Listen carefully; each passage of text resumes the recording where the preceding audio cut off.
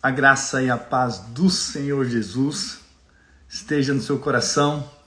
Que alegria poder compartilhar a palavra de Deus com você. E hoje estamos dando início ao livro de Eclesiastes. Estamos nessa jornada desde Gênesis. Chegamos aqui agora em Eclesiastes e vamos até Apocalipse. Com certeza Deus quer nos inspirar com a palavra dele, nesse livro tão poderoso da palavra que vai nos inspirar, vai nos encher de fé, de alegria, de entendimento, de sabedoria daquilo que Deus tem para nós. Vamos orar, vamos pedir para que o Espírito Santo fale conosco.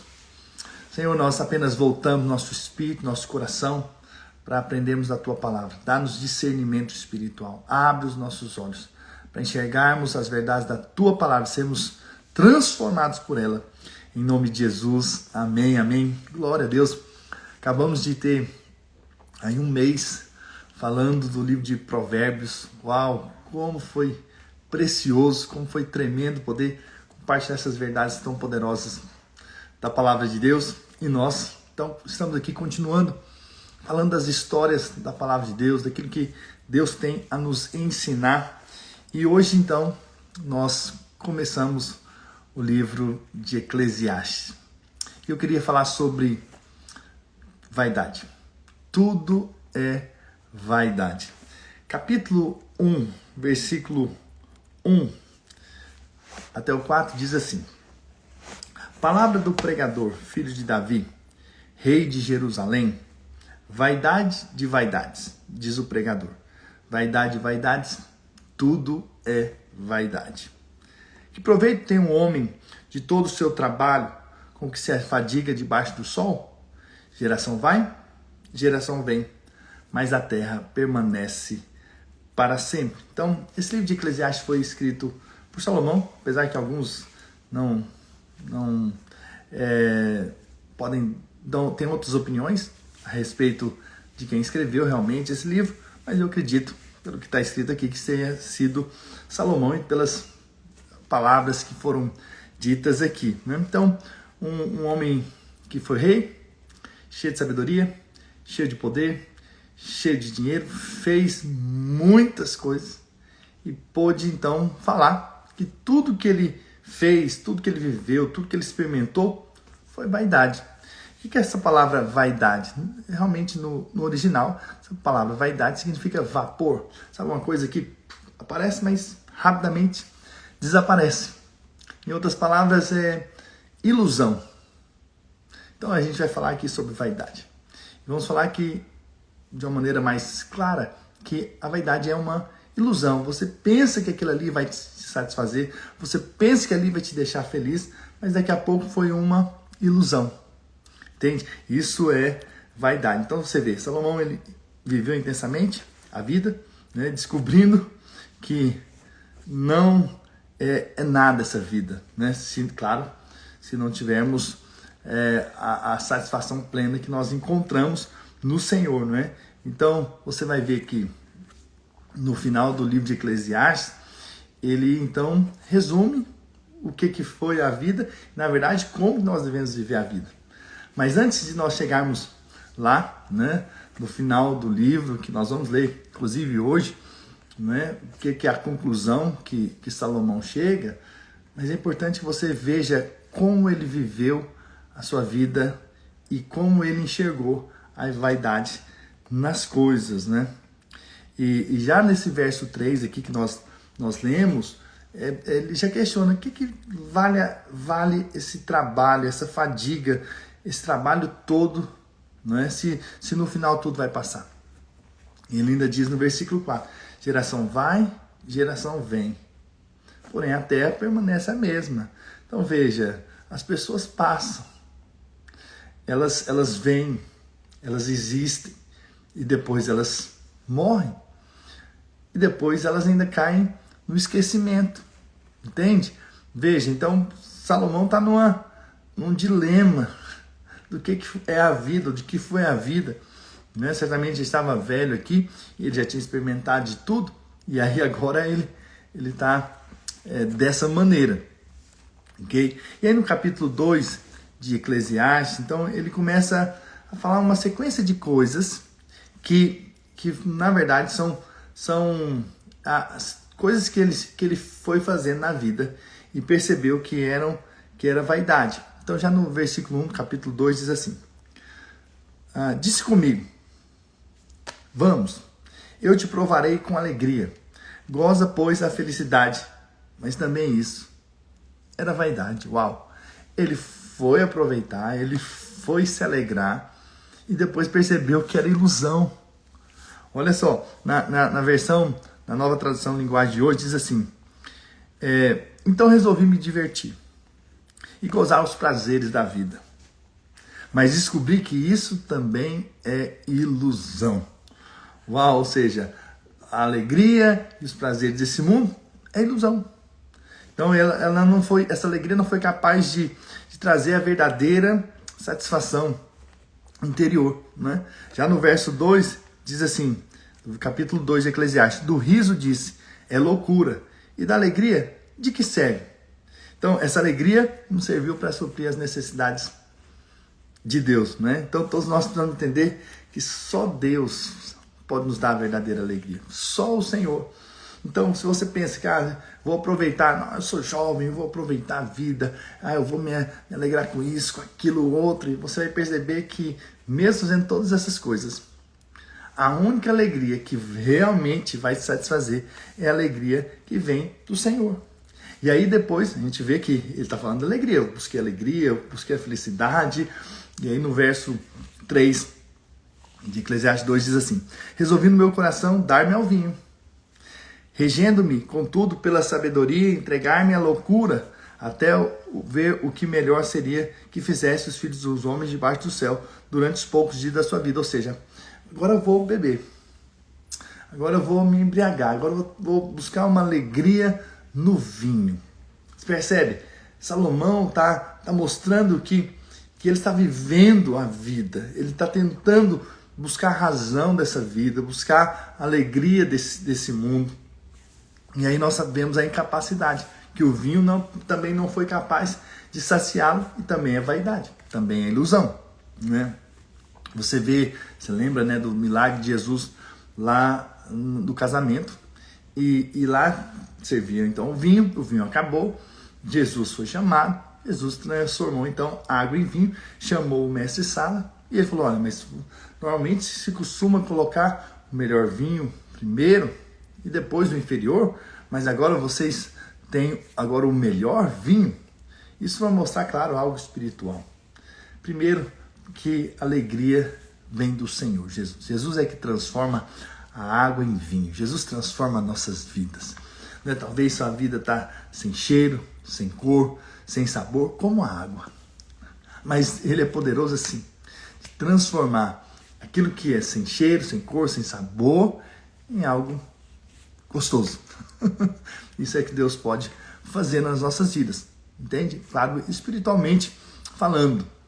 E agora, você vê que esse vinho que Jesus fez, literalmente ele transformou água em vinho, esse vinho é melhor do que o homem poderia fazer. Isso para mostrar também a alegria do Senhor é superior.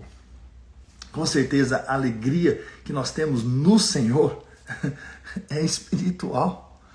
E é algo poderoso, né? Então quando Deus faz algo, com certeza é algo tremendo, né? E a gente vê isso na palavra de Deus, é tão louco, né? A vida cristã, porque lá em Tiago capítulo 1, versículo 2 diz assim: meus irmãos, tende por motivo de toda alegria o passar por várias provações. Ou seja, veja que as tentações que passamos na vida, essas lutas que nós passamos na vida, claro, tem toda a possibilidade de deixar-nos abatidos, entristecidos, mas a Bíblia diz que nós cristãos não. Mesmo diante das nossas tentações, nós podemos nos alegrar. Vê se isso não é espiritual, vê se não é uma alegria do Espírito, não é verdade? Veja que você pode encontrar razão de se alegrar no meio da luta, no meio da circunstância difícil. Então veja, as pessoas estão em busca da alegria aí fora, no mundo, no divertimento, nos prazeres dessa vida, até que eles venham a ver, a perceber que isso é ilusão. E aí você vê pessoas que experimentaram de tudo, fizeram de tudo, andaram por todos os lugares, mas se tornaram pessoas vazias. Porque não é o que você faz, é o que você tem. Não tem a ver com o que você... se eu fizesse, se eu fosse uma pessoa que tivesse muito dinheiro, pudesse viajar, pudesse fazer isso, aquilo, aí eu seria feliz, realizado e tudo mais. Olha, eu sou pastor. Hoje eu tenho um ministério e vivo aqui nos Estados Unidos. Então, e eu vejo pessoas aqui. Um país muito bom para se viver. Muitas coisas boas, mas muitas pessoas tristes. Então veja, o que adianta? Então, ter tudo e não ter nada. Não é verdade? Ou não ter a verdadeira satisfação. E não ter a Cristo. E não ter a plena saciedade. Falar, uau, eu sou satisfeito, eu sou alegre. Eu sou alegre no Senhor. Aleluia. Isso é muito importante. Há uns dias atrás, meu filho mais novo, ele falou assim, pai, ele perguntou, o senhor está alegre? Do nada, eu não entendi muito. Aí eu falei para ele, eu sou alegre.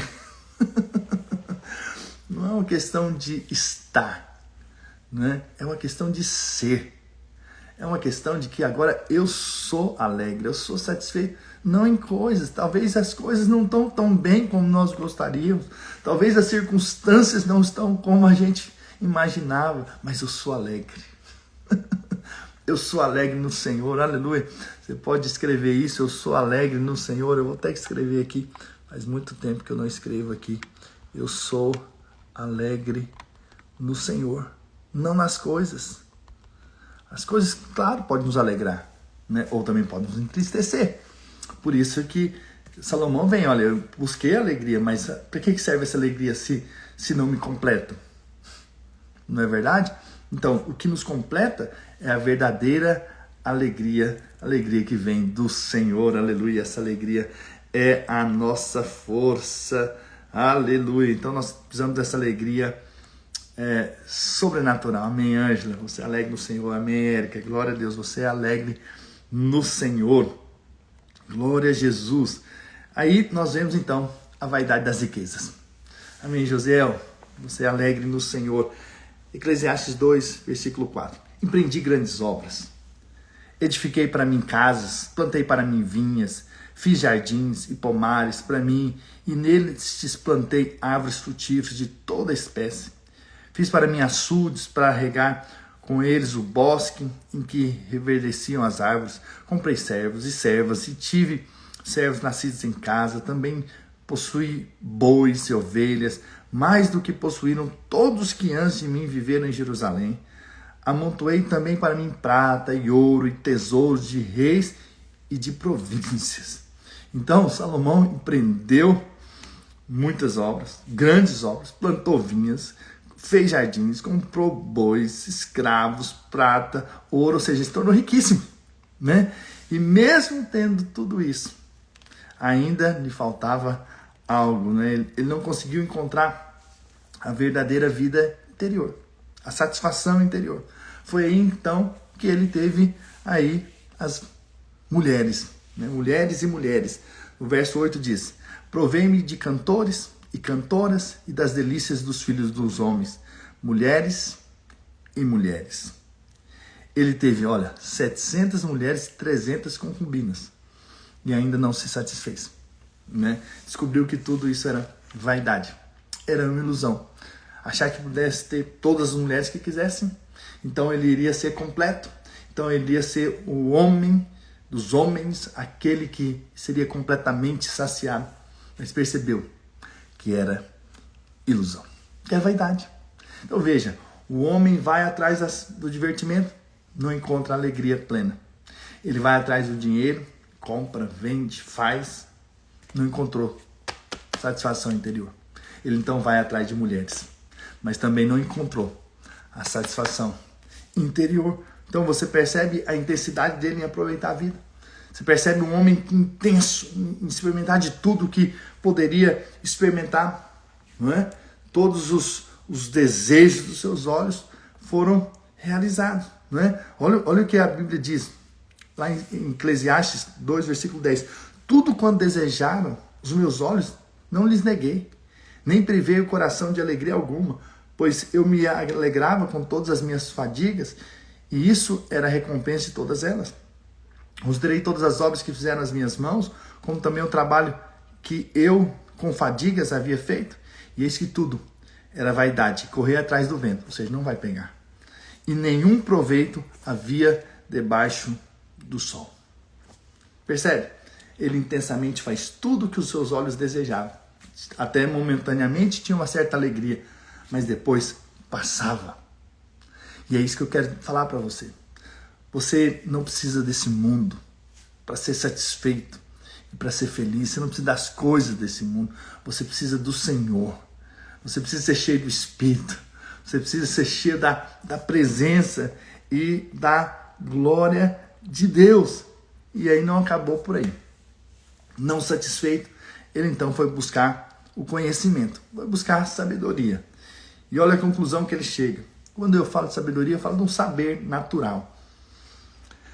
Pelo que disse eu, como acontece ao estulto, que é ao tolo, né? Assim me sucede a mim. Porque, pois busquei eu mais a sabedoria. Então disse a mim mesmo que também isso era vaidade. Pois tanto do sábio como do estulto, a memória não durará para sempre. Pois passados alguns dias, tudo cai no esquecimento. Morre o sábio, e da mesma sorte o estulto. Ou seja, todos vão morrer. Agora, então o que vai valer esse conhecimento? O que vai valer essa sabedoria se todos vão passar? O que adianta esse conhecimento todo se tudo vai cair no esquecimento? Em outras palavras, vai esquecer tanto do sábio quanto do tolo. É isso que a palavra de Deus diz. E é um fato. É um fato. Não é, cai no esquecimento. Né? Talvez você não lembre aí já, ou nem ouviu falar de algumas gerações para trás. Talvez você lembre aí do que o seu avô fez, talvez do que o seu bisavô fez. Mas se for lá para frente, talvez você não tenha mais ideia do que ele fez, do que ele foi, quem foi ele, qual o nome dele. Ou seja, cai no esquecimento. Entende? Então, por isso é que nós precisamos encontrar a nossa plena alegria e satisfação no Senhor. Entende? Nossa plena satisfação em Deus. Isso tem que ser a nossa vida. Porque a Bíblia diz que tudo isso é vaidade, né? E no verso 13, ele ainda diz, no capítulo 2, então vi que a sabedoria é mais proveitosa do que a astutícia, quanto a luz traz mais proveito que as trevas. Ou seja, não quer dizer que a Bíblia está dizendo que, então eu vou ser tolo. Não. Continue buscando o saber, o conhecimento, mas entenda que não é isso que te satisfaz plenamente. Então, você ser o mais sabido não te faz saciado, entende? Ser o maior conhecedor, não, entende? Se nós não entendermos que o que nos supre é somente uma pessoa, é Cristo, nós vamos sair só correr atrás do vento, não vamos alcançar, não vamos segurar. E aí a nossa vida vai ser vaidade. O que é vaidade? Vapor. Você vê? O que você vai pegar, não tem mais jeito, se desfaz, passa. Então não pode ser assim a nossa vida. Aleluia. Glória a Deus. E então, para finalizar, Salomão ainda fala do trabalho. Versículo 18 de Eclesiastes 2.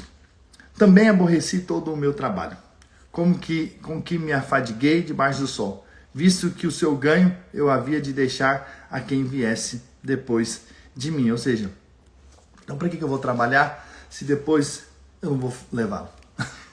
Vai ficar com quem vier depois de mim. Então ele então questiona que esse ganho árduo, esse trabalho árduo, esse ganho, né, não, é, em outras palavras, ilusão. E aí mais para frente ele ainda acrescenta, versículo 24. Nada há melhor para o homem do que comer, beber e fazer o que a sua alma goze o bem do seu trabalho. No entanto, vi também que isso vem da mão de Deus, pois separado deste, quem pode comer? Ou quem pode alegrar-se? E aí então ele tem a resposta. Tudo bem, é muito bom eu trabalhar e poder me alegrar e comer do fruto do meu trabalho. Porém, se não for Deus para me dar o trabalho, a capacidade para trabalhar, me dá essa alegria naquilo que eu estou ganhando, então não vale de nada. Então é vaidade. Entende? Ou seja, se o Senhor não tiver nas nossas vidas, não adianta o trabalho árduo, não adianta a sabedoria, não adianta o casamento, não adianta todo o conhecimento, não é? Se não tiver Deus, se não tiver o Senhor, não vai ter suprimento completo, é o que a Bíblia está dizendo, né? Então, versículo 26, porque Deus dá sabedoria, conhecimento e prazer ao homem que lhe agrada, mas ao pecador dá trabalho, para que ele ajunte, amontoe a fim de dar àquele que agrada a Deus. Também isso é vaidade e correr atrás do vento. Então o que nós precisamos é a sabedoria que vem de Deus, para desfrutarmos dos prazeres que Deus quer nos dar. Então nós passamos no mês passado, julho todo, compartilhando a sabedoria. Ou seja, o que vai nos satisfazer plenamente? Entende? É o Senhor. Então a sabedoria é conhecer o Senhor. A sabedoria é ter relacionamento com o Senhor. A sabedoria é o que vocês estão fazendo aqui, buscar conhecer o Senhor. Buscar ter uma experiência com o Senhor, né? E aí tem mais uma lista de algumas coisas que Salomão, depois, durante o livro de Eclesiastes, ele ainda escreve, que é vaidade, né? Eclesiastes 4:8, isso é, um homem sem ninguém, não tem filhos, nem irmã, contudo não cessa de trabalhar, e seus olhos não se fartam de riquezas. E não diz, para quem trabalho eu, se nego a minha alma os bens da vida? Também isso é vaidade, e enfadonho o trabalho. Não tem com quem compartilhar. Eclesiastes 5:10, quem ama o dinheiro, jamais dele se farta. Uau, olha só essas palavras de sabedoria. E alguém que teve muito dinheiro. Então, quem ama o dinheiro, jamais dele se farta. E quem ama a abundância, nunca se farta da renda. Tudo isso é vaidade. Então, quem ama o dinheiro, e ele conquista, ele conquista, ele conquista, ele conquista e conquista mais, ele nunca vai ser satisfeito. Sempre quer mais, sempre quer ter mais. E ele vive a vida em função disso. Mas é vaidade, é ilusão. E é ilusão, ok? E aí, Eclesiastes 12, versículo 8, diz assim, vaidade de vaidade, diz o pregador, tudo é vaidade. Na verdade, sem Cristo, tudo é ilusão. Você pode ter um prazer momentâneo, você pode ter uma alegria momentânea, você pode ter uma felicidade aí momentânea, mas vai passar. E você vai descobrir que era vaidade. Era ilusão. Ou seja, só Jesus traz a plena satisfação, né? Na verdade, nós nascemos para o Senhor. Isso é um fato. Nós nascemos para Deus. Então, quando fazemos da nossa vida um projeto pessoal, descobrimos que tudo é vaidade. Se nós não entendemos que a nossa vida foi feita para o Senhor, para a glória do Senhor, nós não vamos viver uma vida feliz, realizada, satisfeita. A única satisfação plena que nós vamos encontrar quando nós entendemos que nós nascemos por um propósito. Nós nascemos para o Senhor. Nós nascemos para glorificar o nome de Deus. E é por isso que nós estamos aqui. E quando nós entendemos que nós nascemos para Deus, e aí, então a vida não vive, não é uma ilusão mais, é um propósito de vida. Entende? Porque agora eu sei para o que eu vim. Eu sei que eu estou aqui nessa terra por um propósito. Eu sei que eu estou aqui porque Deus me colocou para um propósito maior do que eu possa imaginar. Você vê ali Jesus entendendo a razão dele de viver nessa terra, né? Lá em João 4:34 diz, a minha comida, ou seja, aquilo que te supre, aquilo que te alimenta, que te deixa de pé. Ele diz assim, a minha comida consiste em fazer a vontade daquele que me enviou e realizar a sua obra. Uau! Jesus, ele entendeu que o que sustentava ele é fazer a vontade do Pai. Então, o que te realiza é o que você faz, que você sabe que está fazendo para o Senhor. E por isso há tanta satisfação. Não sei se você já teve essa experiência de às vezes ter uma semana muito corrida e aí na sexta-feira é um encontro com Deus. E aí são 3 dias numa chácara. Dorme pouco, é bem intenso. Mas chega no domingo, ali, à tarde, depois do mover do Espírito, você não quer sair daquele lugar. E por mais que você esteja cansado fisicamente, você está realizado interiormente. Não é verdade? Por quê? Porque você viu o mover de Deus. Você viu a vontade de Deus sendo realizada. E aquilo ali supre. É um suprimento espiritual. Aleluia. Glória a Deus. Então, sabe quando você entende que está fazendo a vontade de Deus, que você está fazendo aquilo que Deus chamou você para fazer, isso traz satisfação plena. Não é satisfação. Então, muitas vezes eu acordo bem cedo, né? Na verdade, quase todos os dias. Nesse mês de julho, então, foram 31 lives sem parar, todos os dias. Então, nós acordamos cedo, muito cedo. Mas sabe uma coisa? Quando eu faço, quando eu ministro, eu fico realizado. Porque eu sei que eu estou fazendo aquilo que eu fui chamado. E isso realiza. Entende? Quando você entende que a sua comida é satisfazer a vontade de Deus. É você saber que você existe por um propósito. Isso com certeza vai te livrar da vaidade da vida. Quando você entender que você agora pertence ao Senhor, você vai ser livre da vaidade. Entende? Então a vida deixa de ser vaidade quando nós vivemos para a eternidade. Vou repetir. Então a vida deixa de ser uma vaidade quando nós vivemos para a eternidade. Quando agora nossos olhos estão focados naquilo que é eterno, não naquilo que é passageiro. Essa vida passa, bem como nas suas concupiscências. Mas a vontade do Senhor permanece eternamente. Por isso nós estamos aqui para realizar a vontade do Senhor. Então, quando descobrimos que nossa vida não se limita a essa terra, então estamos aqui apenas de passagem. Então, vamos gastar nossas vidas em prol da vontade de Deus. E isso com certeza vai trazer plena satisfação. Aleluia. Agora, você já sabe, né? A Bíblia diz que todas as coisas são vaidades. Então, por que você precisa insistir em ir no caminho para tentar achar a felicidade ou a satisfação que só encontra em Cristo? Então, a sabedoria é quando você vê o irmão mais velho sendo disciplinado por algo que ele fez e você não faz o mesmo, para que você não seja corrigido. Isso é sabedoria. Irmãos mais novos que veem os irmãos mais velhos sendo disciplinados pelos pais e aprende antes, né, de fazer o mesmo erro, isso é sabedoria. Entende? Então, para que você vai em busca de todas as coisas desse mundo? A fama, o sucesso, o dinheiro, e etc., as bebidas, o embriagar-se da vida, o divertimento, se Salomão mesmo já experimentou isso e viu que tudo isso era vaidade. Entende? Então não vá por esse caminho, né? E aí então, finalizando o livro de Eclesiastes, Salomão escreveu, né? Nós ainda vamos continuar no livro de Eclesiastes, viu? Na segunda-feira. De tudo o que se tem ouvido, Eclesiastes 12:13, de tudo que se tem ouvido, o resumo a suma é: teme a Deus e guarde seus mandamentos, porque isso é o dever de todo homem. Não sei se você me acompanhou no livro de Provérbios, o último capítulo, penúltimo versículo, falando sobre a mulher virtuosa. Ela só pôde ser tudo aquilo porque ela temia o Senhor, porque ela colocava o Senhor como prioridade, um respeito. E aqui Salomão então fala a mesma coisa. Tem que haver temor de Deus, né? Temor é esse respeito, né? É esse que valoriza as coisas espirituais, que não despreza o ensinamento do Senhor, que busca andar e fazer a vontade de Deus. Filipenses 2:13, para nós encerrarmos. Porque Deus é quem efetua em nós tanto o querer como realizar, segundo a sua boa vontade.